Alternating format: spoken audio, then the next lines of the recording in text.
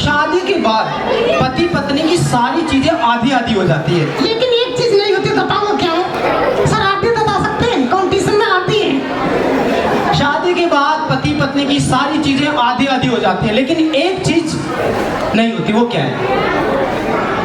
लंचू बताओ क्या? शादी के बाद सारी चीजें आधी आधी होती है, लेकिन गलती